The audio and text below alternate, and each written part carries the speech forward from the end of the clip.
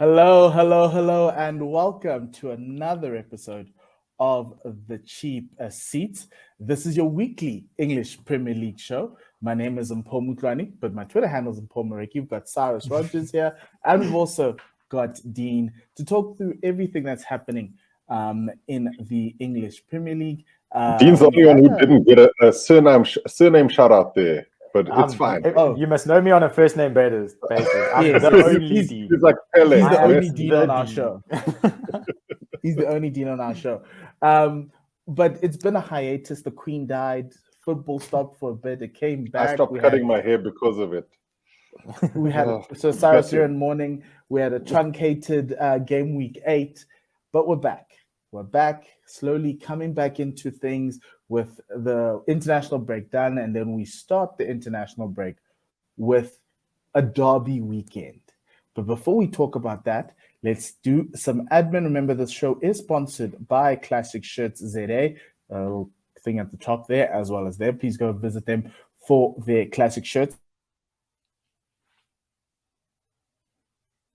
The shirts are really good as some pork gets really stuck there. It's tough when you get hit with that load shedding right as the stream starts. It is tough. It is tough. Well, look, Dean, I suppose as we wait for Mpho to come back into this, you were away in England, and obviously you'd gotten tickets to Fulham versus Chelsea, and then that got cancelled. What were you feeling? I mean, it's obviously just like you have so much excitement for a Premier League game, and then it absolutely. Well, there was the England games that happened. There was the England game as well.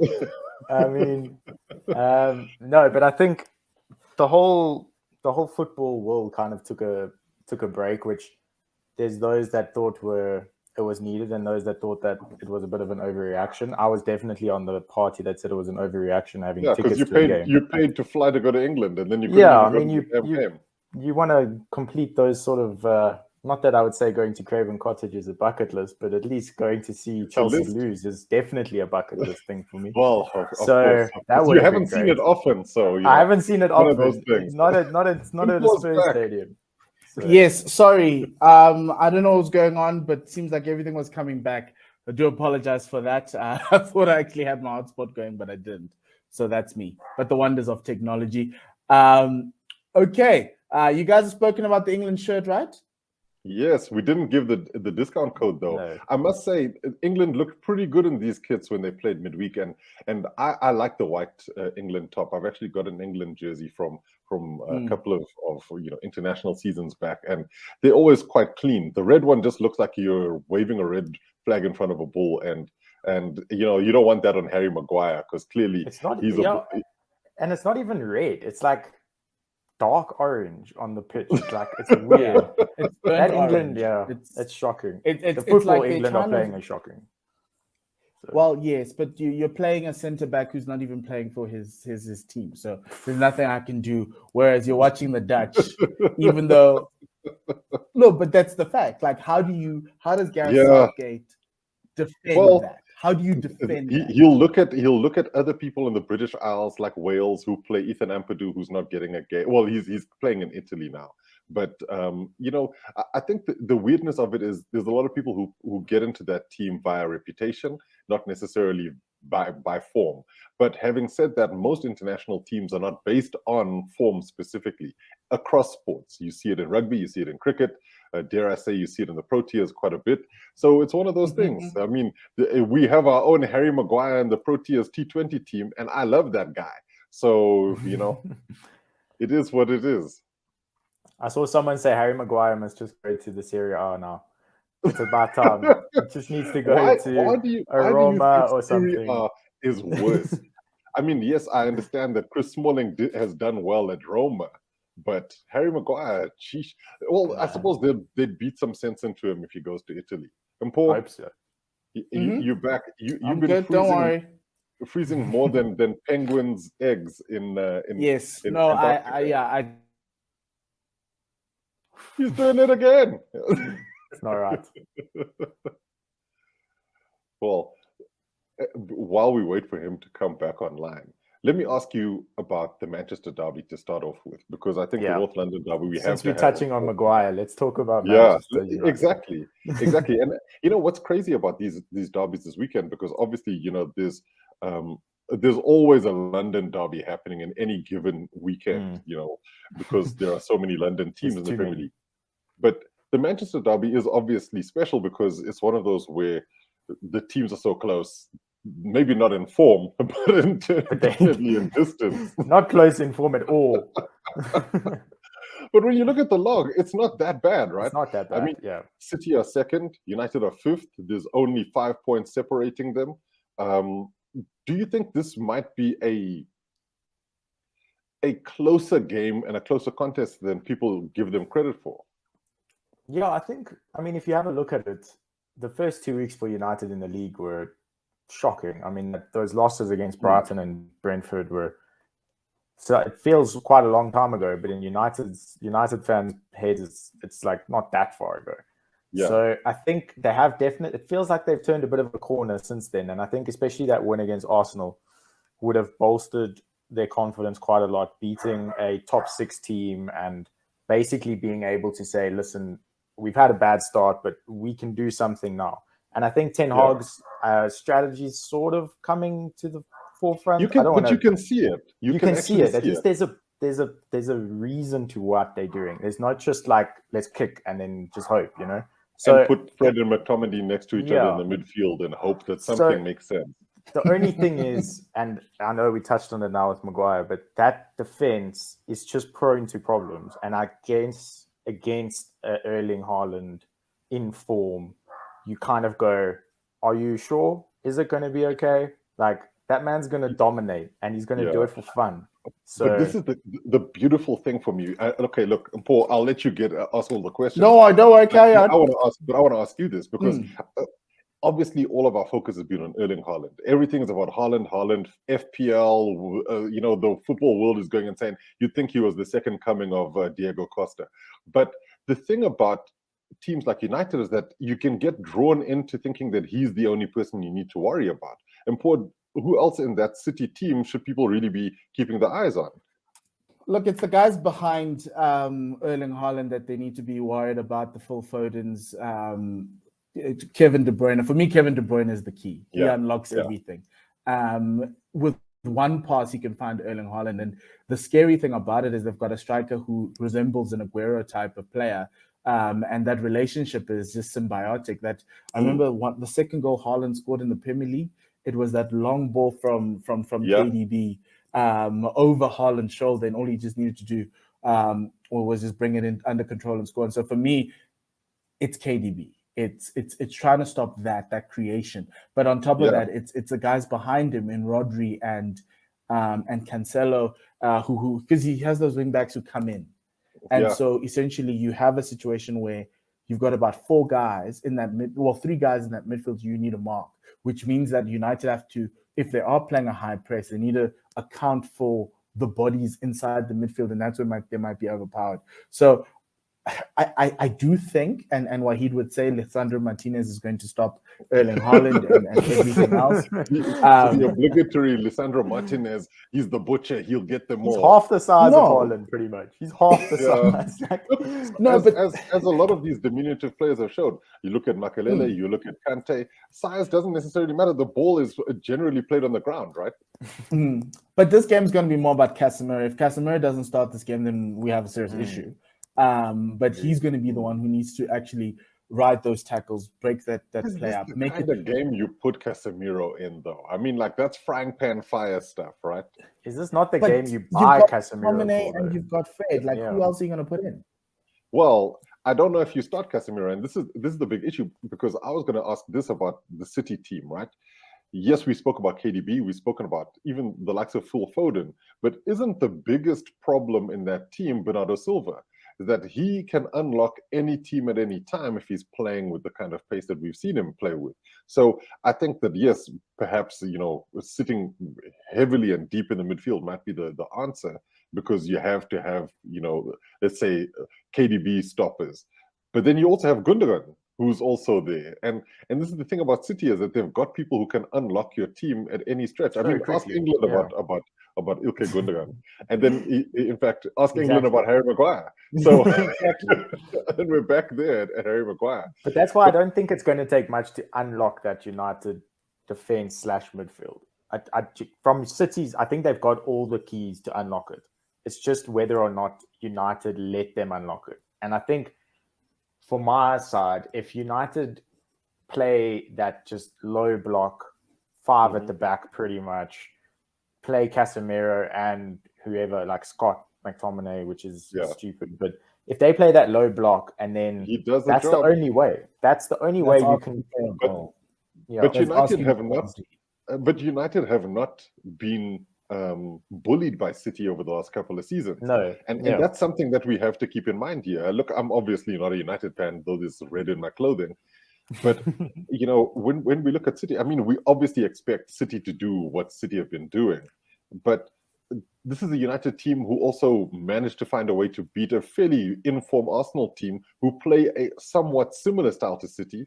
So surely they just replicate what they did and impose. That what you'd expect to see. I wouldn't say that, because one team is like in the infancy of getting this style going, but the other team has been doing this for like years. There's a game plan would be similar, wouldn't it? It would be, but you're not going to catch City on the counter. You're not going to outpace them. You're not going to outpace their defenders. You're not going to because the thing is with City, when they lose the ball, they get it back quickly. In that Arsenal game, there was nobody to get the ball back quickly. There was no Partey. Xhaka was playing too high, which is a City system, but there was always somebody covering, and nobody was there. And to a certain extent, that's where my issue is. If you think this is Arsenal, a better version of Arsenal, you're correct. But in going about the game plan, you also need to understand that I think that back four is a better back four than Arsenal's back four, especially around the wing backs. Yeah. And that's the key as to where this is, because when City lose the ball, the Cancelo and the guys can win it back. They're always sitting there. Whereas with Arsenal in that game, they weren't coming back in; they were actually staying out wide. And the issue is that especially when they lost the ball on the left hand side of the field, nobody was there. It's either Tierney was up the field or Ben White was being brought back in. I don't know what was going on in that Arsenal game in terms of the structure. But also, you're not going to get a situation where Pep's going to make like 4 subs in a row, or 3 in a row, which makes no sense. You wouldn't expect it, but this is also Pep, and anything happens. But we've made this a City are definitely going to dominate podcast as opposed to a show, as opposed to no. But Cyrus, here's my question to you. Yeah, United, what do they need to do to beat this team? So it's a good question. I would look at some of the key aspects of what United teams in the past have done well, especially against City, and that is to absorb as much pressure as possible. And I think they're capable of doing that. And especially, with the players that they have, they can frustrate City no end.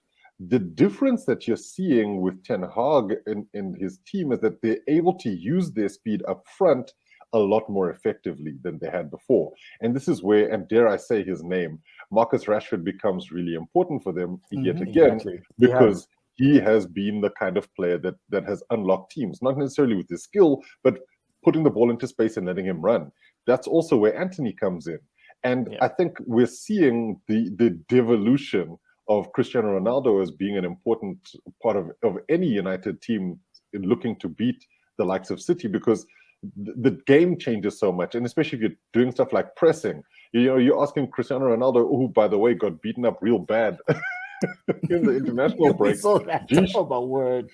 I mean, he's definitely not going to be doing. Looks like he was in WWE. Even in WWE, they don't get messed up like that. He's going to need some concealer, big time. Luckily, I'm sure he's got a drawer full of it. He's got a sponsor for that, so it's exactly. But I look at the way United can operate, and this is the other thing for me, is that they also have an X-factor player in their team in former Spurs legend Christian Eriksen, who City have to be mindful of as well. So if you're playing with the likes of Casemiro and McTominay, that frees up the likes of Eriksen or Bruno Fernandes to really go out and try and create some real problems. And then the likes of Antony, Marcus Rashford, and anyone else they like to throw at City will become factors. I think that we might somebody like Elanga might be an unheralded character in this entire subplot, because he's been a really important player to keep pace up at certain points of the game. And I think that City wouldn't necessarily game plan for somebody like him. But he's got pace, he's got dribbling ability, and he actually also has an eye for goal. So, but so you're saying that Manchester United needs to try and effectively play behind City, kick the ball. You're effectively saying it's anyway. But remember, City always leaves space behind their fullbacks, right? So as good as Cancelo is going forward, he's also left an entire country mile right behind him. And that could play into United's hands. So I think that when you look at City's style of play, they do expose themselves. And in the midfield, you're going to have a real battle there. Like whenever that ball comes close to KDB, you're going to get tackles. Even the ref himself might slide in. So, it's one of those. I just think, though, that what United will do is try to mitigate any of the mistakes of somebody like a Harry Maguire. Maybe don't even play him. But if they do, it will be about trying to hold the spaces as much as possible, and then play the balls into those spaces left behind by the fullbacks and see what they can do from there. Because that United counter-attack is really dangerous. It's really, really dangerous. Try to make the field as small as possible. My only thing, and I noticed it last week listening to Bruno Fernandes actually speak, is that United might actually want to be a lot more aggressive. They've been trying to be a lot more aggressive this season, and you saw that against Arsenal, saw that against Liverpool. You might get that as well. So if City are not prepared for the aggression that United come in, Lissandro deserved the yellow card in the first 3 minutes, but no ref's going to give a yellow card in the first 3 minutes. Because they think, how are you gonna yellow card one of the Smurfs? So would he be angry Smurf? He's already angry Smurf. He's already angry Smurf, and so that's essentially what it is. Make the field small and be as aggressive as possible. And United have been traditionally aggressive in games like this. This is a Paul Pogba masterclass type of game, but he's not here. So some might say, thank goodness, because the other thing is, Paul Pogba made sure that he'd paid some peeps to do that juju that you need, that you do when you need. But you need Paul Pogba against Erling Haaland. You need him against Erling Haaland. I'm not sure if you really do, and I think this is where. I'm talking about the juju, not the man himself. Yeah, the juju definitely. When I look at some of those Mbappe misses that were apparently paid for, maybe it works. The best is that they said they used Serge Aurier's witch doctor. So Spurs are always there. We're there. Always. Serge Aurier was like, well, look, I know a guy. How did you guys win without? I wish he used it on himself. No, it backfires. It backfires. That's the thing. He was probably using it in other ways. Yeah, exactly. Okay, guys, prediction time. United, City, Manchester Derby. What are you calling it, Cyrus? I'm actually seeing a score draw, 1-1 or 2-2. I just think there's games after the international break are always weird because players haven't necessarily been playing together for a while, and they're a little bit off the pace and that sort of thing. And it's the early game on Sunday. But I do think that City will score. I think all the focus will be on Erling Haaland, and I don't know if he will, but I do think that there's probably a pen happening in this game. That man is inevitable, Cyrus. That man is inevitable. So they say, but I think he might be more assists than goals in this one. I think it might be. I think Bruno, I have this feeling that he's going to get one. Do you know how much it would hurt? Bernardo Silva. Do you know how much it would hurt Wahid if Jack Grealish scored? Oh yeah! Don't put hopes and dreams in the viewers. Love Island Lanzini. Love Island Lanzini. So who do you think is going to come out on top, Paul? My head says City. I need United to do us a favor, myself and Dean, because either someone's dropping points along the way. And if the North London derby ends in a draw, and we're going to talk about that later, I need someone to stop City, because there's a point in time where I've reached game week 9 and I'm looking at the table going, could it be? I could actually do this. Could this be? Yes. And so for it to be it, we need United to do us a favor. And this is the one game where United could. Yes, it brings them into the title race, but I'm ready. It's at the There's City a of little bit of a Manchester gap that we Stadium. created with those 3 losses. No, So- interesting. So what are you saying? Are you saying A City draw. wins? So my heart, my head says Mhm. City wins 1-0 or 2-0 or something. My heart says United sneak it at the death with like a Bruno Fernandes penalty or something stupid like that. But Okay. yeah, so I'm betting on United to win because I'm sure the odds are against them. But I can't see anybody stopping the City team, even City Light in North. What is it? It's Manchester City, South, South London, whatever it is, North Yeah. London. Yes, I don't see anybody stopping them, and so it's one of those situations where this could be another moment where the league realizes that these guys are unstoppable, or it's another moment where the league realizes that these guys are fallible. But I don't see it. I think Pep's one of the great tacticians when it comes to playing this These type kinds of of league games. football, And yes, he's lost to Manchester United, but Ole's gone, guys. So Ten Hag has to rebuild. Like I feel like they hired Ole just for these games. And Let's yeah, see. so- I mean, passion, and it was. I mean, these games were his precious. Then, Yes. see what I did. But there. Dean, what are you thinking about? Where's this game going? Is what he's going to be standing City's winning on top for of me. us? City's winning this game, but I will say I think United score first.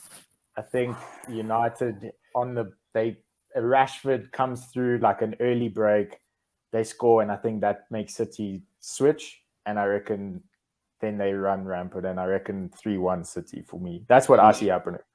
Just because That's what should have. That's what Yeah. I honestly think. Like United will get on the front foot, and I think they'll start saying, "Hang on, maybe we're actually not as bad as what everyone thought like a few weeks ago." And then they'll start opening playing up. football. Maguire will start coming out of that front four like he Harry's did not for playing, England. guys. Harry's going to be Yeah. benching. He might come on as a sub later on. He's inevitable. Like Haaland's inevitable. Maguire's inevitable.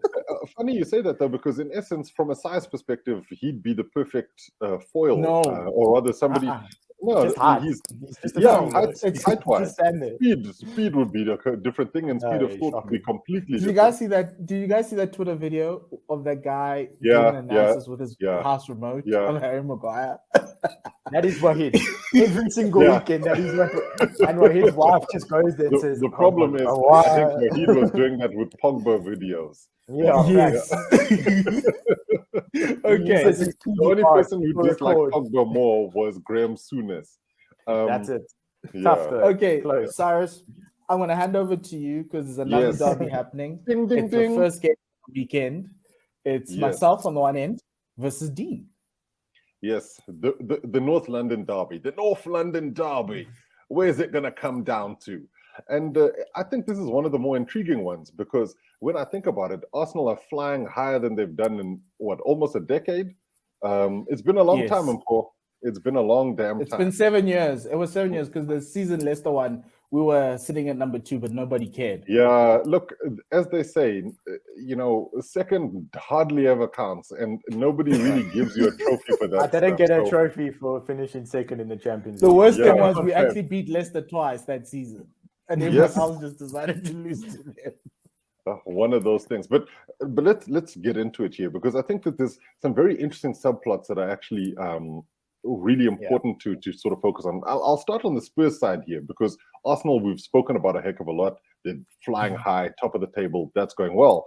But are things going well at Spurs? Because I actually cannot tell.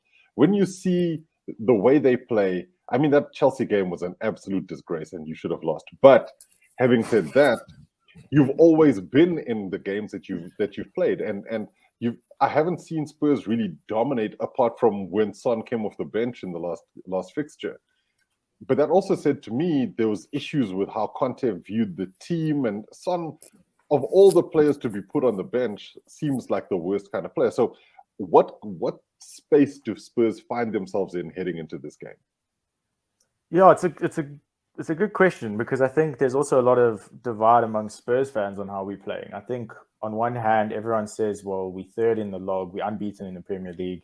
We beat Marseille in the Champions League. We lost against Sporting, which some would say it was just we switched off in the last 2 minutes, and say like, well, fine, we're not doing too badly, but like we're playing better, and we've got a system that you can now see coming to the forefront. But I think from the other side, and this is where I'm also sitting, is Spurs are not playing well. We are just managing to win games that we previously would have either lost or drawn, and you can see that really in the fact that there's games where we just sort of just collapse a little bit. We just fall flat, and there's no creativity in that midfield. And unfortunately, with the wing backs, Perisic, I think, has been great, but Emerson on the other side doesn't offer enough going forward. And then there's the front three where you've got Richarlison playing too well to not drop him. You've got Kulusevski, who comes in every now and then and he's playing really well. Kane's undroppable, and then Son is Son. So what do you do there? So you've got four people competing with three positions, and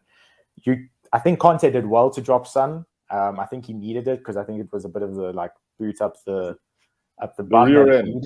He needed it, but I do think the midfield is where Spurs have been lacking in the last 5 years since Eriksen left, and we are still lacking. And I think in that Leicester game where Conte tried something a little bit different towards the end he then played 3-5-2 and he had Bentancur, Højbjerg and Basuma in the midfield. And I think that, and then he had Son and Kane up front. And I think that formation might be something that we see used a lot more regularly going forward, just because that midfield, we don't have the creativity. And I don't think any of those three are the most creative players, but they can do the job of at least protecting the back three where they are a little bit exposed, where it's just Bentancur and Højbjerg. So Spurs are not doing well, and I think that's why I'm not super optimistic about the North London derby, but I do think we could probably get a draw, maybe sneak a result. But yeah, I don't think Spurs are playing well or aren't playing as well as what people would have thought they were in the summer transfer window, where we just signed like the 7-8 players and things. Like, okay, it's just going to snap and then we're going to go. It hasn't happened. And you could say, well, when Spurs do turn it on, then it's going to be unreal. Because if they're winning matches like this now, wait until we start playing well. But then that's a waiting game. And we've seen this, and there's been plenty Spurs teams where people say, "Oh, just wait, the next week," and then just wait. At the end of the season, you're like, "Okay, maybe next season." Exactly. But you've got the players. You've got the players, and for once, I think from an attacking or goal scoring perspective, you kind of have those guys. I mean, Richarlison's got an eye for goal. So does Son. So has Kane, obviously. And so it's one of those where, like, even a Kulusevski can actually score quite a few goals when given the opportunities. It's just getting the ball to them in dangerous positions. And I think this is where, from an Arsenal perspective, you're thinking, okay, all we have to do is just play football, because clearly that's the problem that Spurs have, is playing football in the midfield. And this is where Arsenal might be on the opposite end of the scale, by saying, yes, you've got loads of people able to create the chances, and you're scoring, but you don't necessarily have the goal scoring focal points. The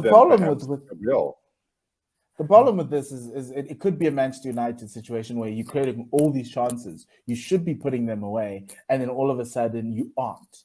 And the problem about having this game after the international break is that rhythm. It's that flow.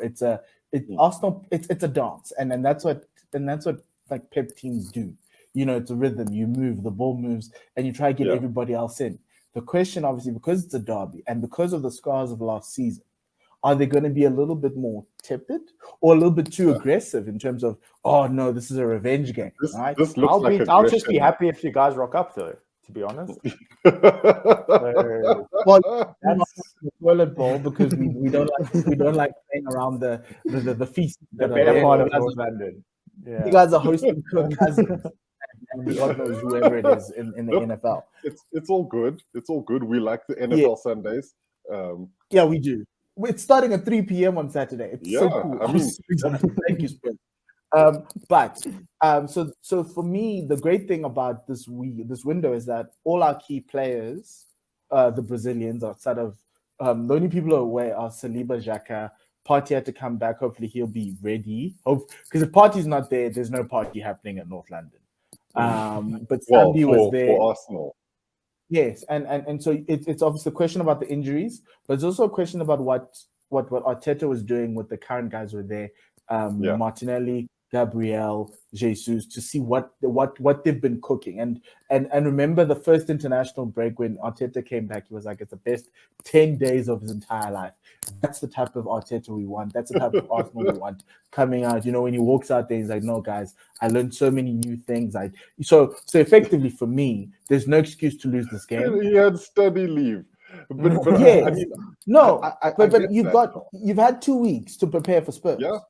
So for me, the only thing that's going to beat you is where the energy levels, and he's Mr. Energy, are for this team coming out. They can't be too high.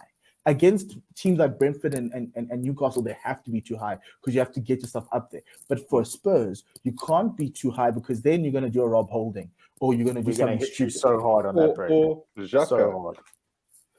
Yes, but Captain Xhaka has been okay this season. He's been fine, you know, because he hasn't had a North London derby. So are you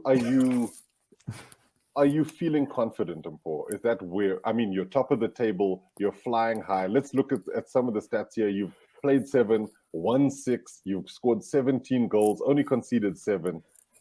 When you actually look at it, because from a stats perspective, Spurs have a better goal difference than Arsenal do. Yeah. Scored 18, same amount of goals conceded, but that doesn't mean anything in a derby. So are you confident? I'm slightly wary, and after the Manchester United game, and that's my only issue, is that this could be the great Arsenal team that plays beautiful football, the final seasons of Wenger, but can't beat a top 6 side. And the scarring of not being able to put that Manchester United team away could come back. And so my only issue, with the North London derby is Harry Kane is inevitable. So Spurs will score. What do you do? And where are you in the game when Spurs score? Because are you ahead and they equalize? Do you fall back? Or are you behind like at Old Trafford and you try and fight back? And the other question is who controls the possession? If Arsenal are allowed to control the possession, I think Spurs will be in trouble, regardless of whatever happens in the counterattack. That's the thing that irritated me about that Manchester United game, because we had so much possession, like they were chasing shadows, but somehow we ended up losing 3-1. Possession, and so for 9/10 of the law, and also doesn't win you games. The other problem is we don't have a left back. Because Tierney's back, No, Tierney's he's not. But he had that head injury against Scotland during the weekend. Well, Zinchenko's gone. Yeah. Yes. And Zinchenko's out as well. So the question is, what do you do with that? Well, Tomiyasu can play left back, but I don't want Tomiyasu against Son or Ken, because all you do is just switch the quicker one to the other side. So who else do you then play? And that's the big issue. No, they'll put Saka. Even Cedric, even Cyrus is saying no, it'll be Cedric. So between Cedric and Tomiyasu, they'll do that. But that's the other thing. When Arsenal went behind and Arteta wanted to put more attackers, he sent Saka to left back, and I was like, dude, we passed that.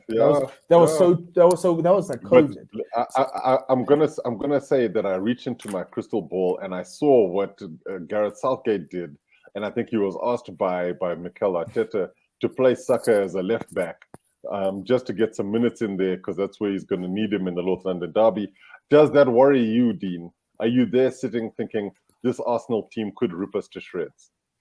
Look, I think Arsenal could go and Arsenal could score 2-3 goals. I don't put that past this Arsenal team, and I don't put that past this Spurs defense.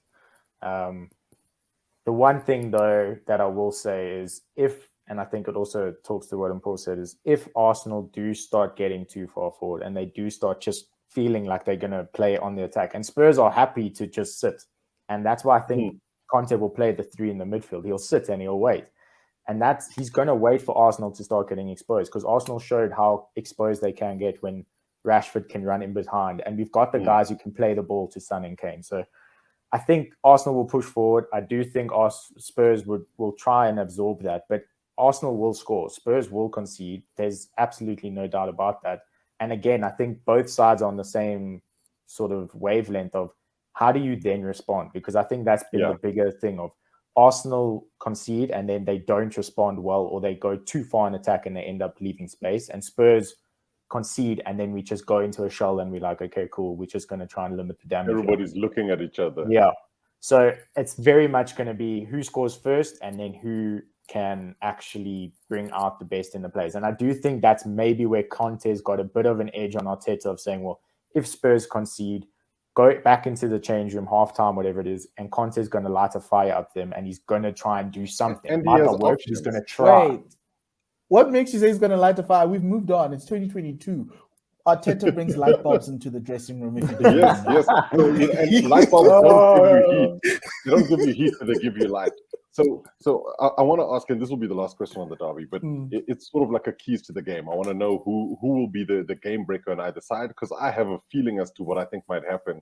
I watched one of those classic North London derbies a couple of days ago on TV, and it was the 4-4 draw, Arsenal versus Spurs. And when you start seeing the likes of Aurelio Gomez were in goal for Spurs, and David Bentley were playing, you realize the league was not at its absolute pinnacle then. There was a lot of work to be done in certain teams. For you and Paul, who is the most important player on either team in this clash? William Saliba and the work he's going to do on Harry Kane.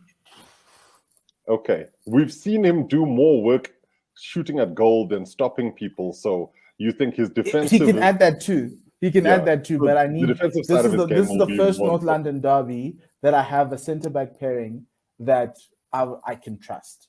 That can rival the Tony Adams. He's been unreal. Call us pay. He's been really good. He's been really good. He's been really good. So you say Saliba. Yeah. Dean, who are you picking? It's Son for me. I think for me, Son's hat-trick against Leicester came at the perfect time for him to get that confidence. He scored for South Korea in the international break, so he's feeling like he can score again. He's feeling comfortable.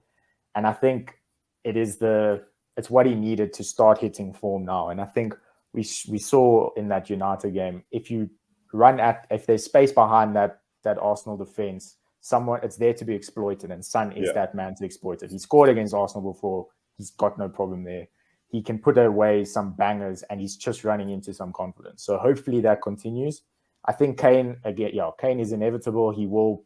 I think he's probably going to be more the provider in this game than the scorer, although he always scores against Arsenal, but it might be a penalty. But I do think Son for me is going to be so important to actually get on the front foot and hit Arsenal where they're vulnerable. No, What's your prediction, Dean? What's your prediction? 2-2. Oh, I don't want. And you and Paul? 3-2 to Arsenal.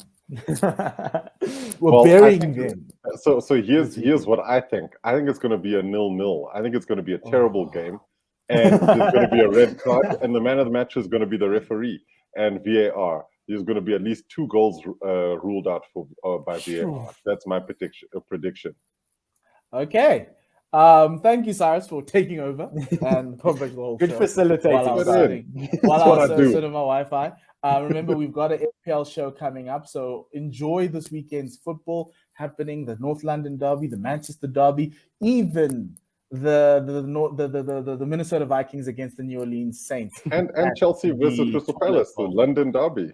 Wilfried Zaha is going to score because we know what's going on at Chelsea. Oh, Potter! But can't wait to see what Potter does. Actually. Yes, it's his first game, so that's going to be quite. First league game. But outside of that, thank you very much, gents, and outside of that, goodbye, good night, and le sale cagafiso. Somehow I can't even find the exit video.